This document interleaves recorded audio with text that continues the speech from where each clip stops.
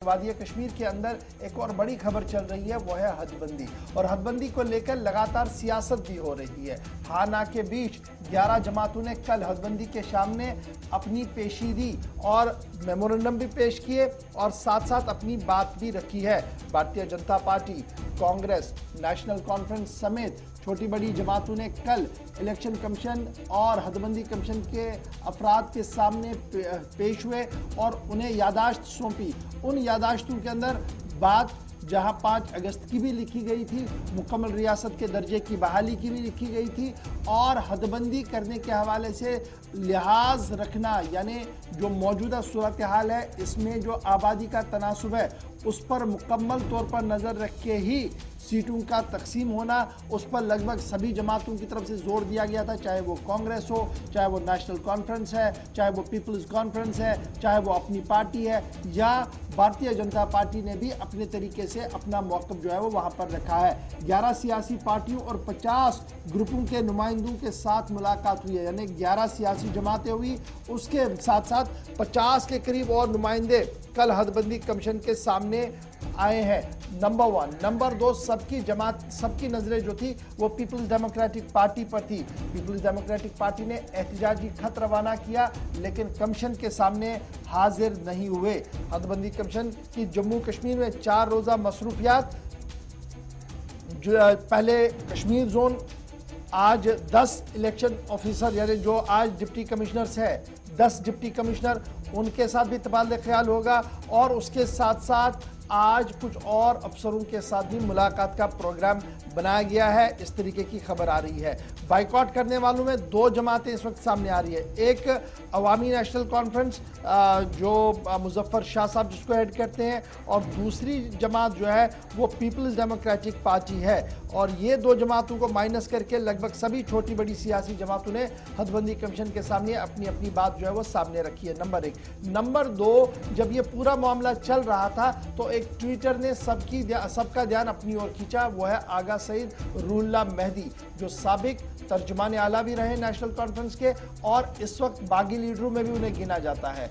उन्होंने peoples democratic party के मुंह को सही कदम करार दिया और कहा कि ये वक्त की जरूरत थी और सभी को इस तरीके के कदम उठाने पड़ेंगे। हदबंदी कमीशन के अरकान 2 रोज़ा दौरे पर वादी में मौजूद है और पहले 11 सियासी जमातों के अलावा मुतअद्दिद वफूद ने कल मुलाकात की है। आज दूसरी निशस्त में 10 जिला तरक्याती कमिश्नरों से मशावरत का प्रोग्राम है और दीगर सरकारी हुक्काम से भी आज तबादला ख्याल किया जाएगा। उसके बाद जम्मू की रवानगी होगी और जम्मू के अंदर मिशन शुरू हो जाएगा। इस पर मजीद गुफ्तगू करने के लिए सीधे चलते हैं जी, हमारे साथ इस वक्त ज्वाइन कर चुके हैं हिलाल हंजूरी, श्रीनगर से हमारे ब्यूरो हेड है। हिलाल, बहुत शुक्रिया जी ज्वाइन करने के लिए। अभी कल से लेकर अभी तक सियासी गहमा गहमी बहुत ज्यादा है, क्या कुछ अब पहले अवामी हलकों के अंदर चल रहा है, अवाम इस पूरे अमल को किस तरीके से देख रही है? हाँ, देखिए, पहले ही तकरीबन 11 के आसपास जो जमातें हैं वो मुलाकातें हुए इस डिलिमिटेशन कमीशन से, माइनस जैसा कि आपने कहा कि अवामी नेशनल कॉन्फ्रेंस और पीडीपी को करके, और इसमें मिला जुला रद्द-ए-अमल पब्लिक के अंदर पाया जा रहा है।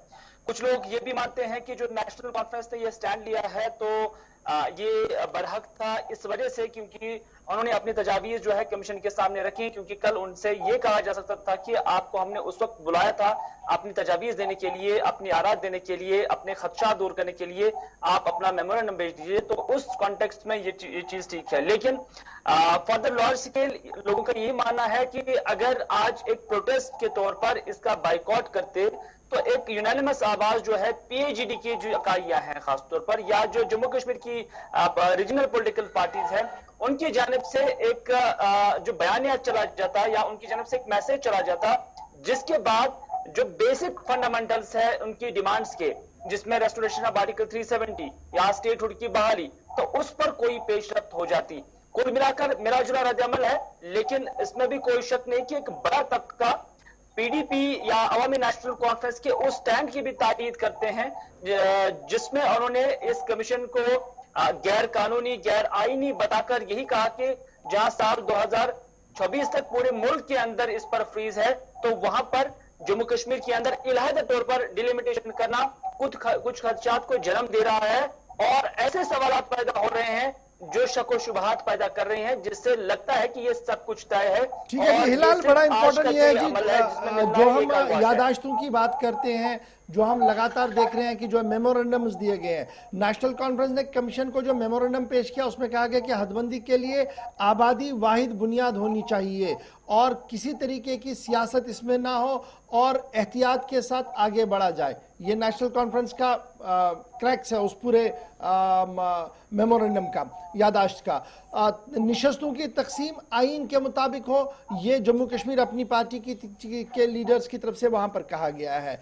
और इलेक्शन कमीशन के सामने जो यादाश्त दी कांग्रेस ने, उन्होंने कहा कि रियासत का दर्जा बहाल हो और आबादी के तनासुब को मद्देनजर रखा जाए। अब आबादी का तनासुब साल 2011 का सेंसस हमारे सामने है। आबादी के तनासुब से क्या इंसाफ होना मुमकिन है आज के दिन में, जिसका तकाजा सभी लीडर्स कर रहे हैं, या खदशा ये है कि कुछ और भी हो सकता है जो पहले से ही चिमेगोइयां बाजार के अंदर है? देखिए, चिमागोया बाजार के अंदर ये है कि जो इस वक्त हिज़्ब इक़्तिदार की जमात है वो इन्फ्लुएंस क्रिएट कर सकती है एक पर्टिकुलर खित्ते के अंदर। ये एक बड़ा तबका है सियासी खीमों के अंदर भी जो इस तरह की खदशात का इजहार कर रहा है। पब्लिक के अंदर भी एक बड़ा तबका है, लेकिन जो डिलिमिटेशन कमीशन है एक इंडिपेंडेंट कमीशन होता है और इसके लिए एक सेट प्रोटोकॉल होता है।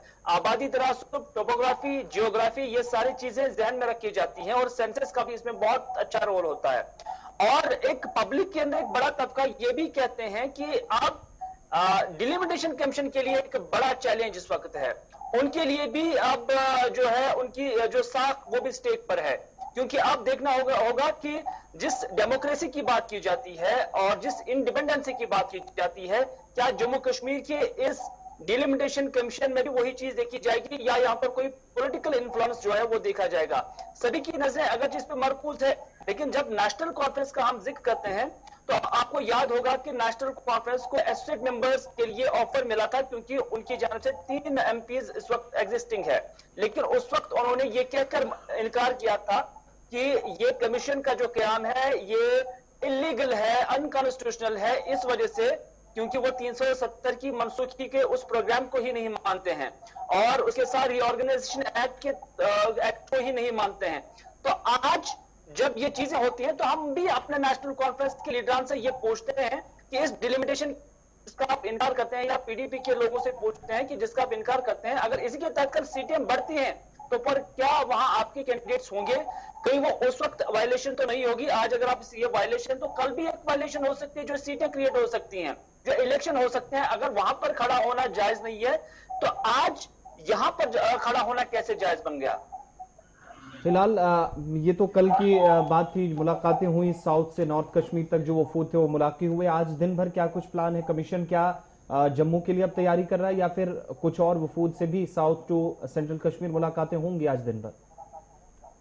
बिल्कुल, आज भी वफूद का मिलने का सिलसिला जारी रहेगा और उसमें कुछ एडमिनिस्ट्रेशन सतह पर और कुछ भी और दीगर जो डिपार्टमेंट ऑफ इलेक्शन कमीशन के जो लोग हैं वो भी उनसे आज मुलाकात होंगे और उसके साथ साथ कुछ और स्टेक होल्डर्स जो है जिनके साथ आज मुलाकात होनी है। कुल मिलाकर 4 रोज का दौरा है और कल के दिन में जो बेशतर मसरूफियात थी या जो बेशतर एंगेजमेंट्स थी वो कल के दिन में ही हुई है। तकरीबन 11 के आसपास छोटी बड़ी जमातें जम्मू कश्मीर की जो है उनके डेलीगेशन उनसे मिले हैं और उन्होंने अपने जो खदशात थे वो भी पेश किए, जो मेमोरेंडम था वो भी पेश किए और जो मुतालबात थे वो भी कमीशन के सामने रखे। और वहां से जब निकले तो उसमें बेशतर का खासतौर पर सीपीआईएम का ये कहना है कि डिलिमिटेशन कमीशन ने उन्हें ये यकीन दिलानी कराई है कि जब उनका फाइनल रिपोर्ट होगा तो उससे पहले ही उसको पब्लिक में किया जाएगा, ताकि जहां जहां पर उन्हें कोई एरर दिखेगा, जहां जहां पर भी उन्हें कोई पेशरफ्त की या किसी भी तब्दीली की गुंजाइश लगेगी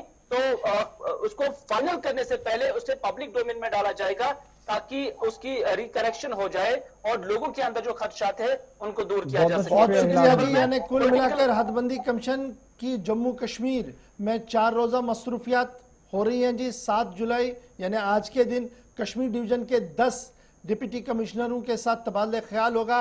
2 निशस्तों में यह तबादले, पहले 5 और उसके बाद 5 होंगे।